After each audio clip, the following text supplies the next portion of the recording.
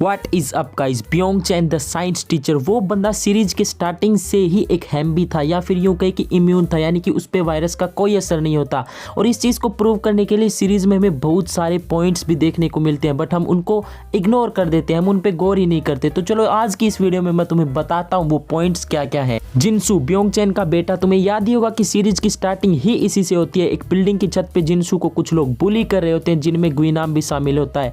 और उस टाइम जिनसू के अंदर वायरस था, लेकिन वो कंट्रोल में था। लेकिन फिर वो लोग जब ज़्यादा बुली करने लगते हैं तब वो वायरस अपना असर दिखाना स्टार्ट कर देता है, जिसके बाद जिनसू हमें देखने को मिलता है हॉस्पिटल में। ब्योंग चैन जब हॉस्पिटल पहुंचता है तब जिनसू जो है वो फिर से नॉर्मल कंडीशन में आ जाता है। अपने पापा से नॉर्मल तरीके से बात करता है, वो पूछता है कि क्या सब कुछ ठीक हो रहा है, कुछ बेटर हो रहा है या नहीं। नहीं, कुछ भी ठीक नहीं होगा, या तो वो मरेंगे या मैं मरूंगा, तभी जाके कुछ ठीक होगा।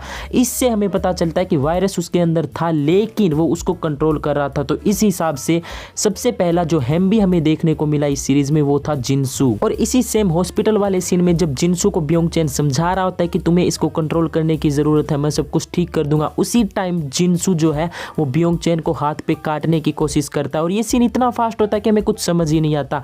और जब वो काटने की कोशिश करता है उसके जस्ट बाद ब्योंग चैन अपना हाथ डायरेक्ट अपनी जेब में डाल लेता है। हमें पता ही नहीं लगता कि जिनसू ने उसको काटा है या फिर नहीं। चलो फिर भी इसको स्लो मोशन में देखने के बाद हमें पता लगता है कि शायद यहाँ पे जिनसू ने ब्योंग चैन को नहीं काटा। इसके बाद क्लासरूम का हमें सीन दिखाया जाता है जहाँ पे ब्योंग चैन बच्चों को पढ़ा रहा होता है, लेकिन अचानक से वो अपना कंट्रोल खो देता है। वो बोर्ड पे पहले कुछ लिख रहा होता है, लेकिन कंट्रोल खोने के बाद वो अचानक से मतलब तेजी से लिखना स्टार्ट करता है। उसको खुद ये नहीं पता होता कि वो लिख क्या रहा है, लेकिन फिर भी वो लिखता जाता है। उसका खुद पे कंट्रोल ही नहीं था और फिर अचानक से वो बाहर चला जाता है। और हियोनजू वो लड़की जिसको ब्योंग चैन ने साइंस लैब में पकड़ के बांध के रखा था, वो जब बाहर आती है और सबको पता लगता है, इसके बाद जब बच्चे डिस्कशन कर रहे होते हैं आपस में, तब वो वहाँ पे बताते हैं कि हियोनजू में सेम वैसी ही वियर्ड स्मेल आ रही थी रोटिंग कॉर्प्स की, जैसी कि ब्योंग चैन में आ रही थी। मतलब वो तो ज़ॉम्बी बन चुकी थी तब उसमें ऐसी स्मेल आ रही थी, लेकिन ब्योंग चैन में क्यों आ रही थी फिर। एंड इसके बाद जब ब्योंग चैन को पुलिस पकड़ के ले जाती है एपिसोड 2 में, वहाँ पे जब उसकी हथकड़ी खोली जाती है तब हमें साफ साफ उसके हाथ दिखाए जाते हैं।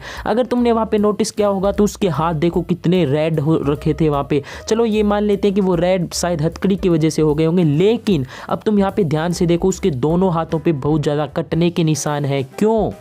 क्योंकि शायद से जिनसू ने उसे पहले ही काट लिया था, मे भी हो सकता है। और अब ये बात भी सेंस बनाती है कि क्यों ब्योंग चैन ने डिटेक्टिव को बचाने के लिए खुद को सैक्रिफाइस किया। I mean, तुम खुद ही सोचो, थोड़ी देर पहले जब ब्योंग चैन से डिटेक्टिव सवाल जवाब कर रहा होता है तब ब्योंग चैन क्या बोलता है, एवरीवन विल डाई, ये पूरी की पूरी दुनिया मरेगी। और अब ये जब वर्ड बोलता है वो, तब तुम हेट्रेड साफ देख सकते हो उसकी बातों में। और फिर ज़ॉम्बीज़ ने जब हमला किया तब तुम इस सीन को ध्यान से देखो, उसके चेहरे के एक्सप्रेशंस देखो, वो फिर से अपना कंट्रोल खोने लगता है यहाँ पे। और कंट्रोल खोने के बाद ही वो ज़ॉम्बीज़ की तरफ भाग के जाता है और खुद को सैक्रिफाइस करता है, क्योंकि उसको पहले से पता था, वो जानता था इस बात को कि उसको कुछ नहीं होने वाला। एंड ब्योंग चैन डिटेक्टिव को ये भी बताता है कि उसके लैपटॉप में इस चीज का इलाज मिलेगा। लेकिन इसके थोड़ी ही देर पहले जब ब्योंग चैन से डिटेक्टिव पूछता है कि इस चीज का एंटीडोट क्या है, तब साफ साफ मना कर देता है ब्योंग चैन कि इसका कोई इलाज ही नहीं है। और उसके फ्लैशबैक्स हमें दिखाए जाते हैं, तब वहां पे भी हमें पता लगता है कि इस चीज का कोई इलाज नहीं है। एंड गवर्नमेंट के लोग जब उसका लैपटॉप ले भी आते हैं तब उन्हें भी कोई इलाज नहीं मिलता। तो फिर ब्योंग चैन ने झूठ क्यों बोला? क्योंकि शायद से उसको पहले से पता था कि उसको कुछ नहीं होने वाला अगर ज़ॉम्बीज़ उसको काट लेंगे, और ये सारी चीजें उसने जानबूझ के की। एंड भाई मैं सीजन 2 का बहुत बेसब्री से इंतजार कर रहा हूँ कि जब ब्योंग चैन हमें एक सुपर विलन के रूप में देखने को मिलेगा। एंड आई होप कि तुम लोगों को ये वीडियो पसंद आई होगी। अगर पसंद आई तो फिर चैनल को सब्सक्राइब करके जाना। मैं मिलता हूँ आपको नेक्स्ट वीडियो में, तब तक के लिए बाय।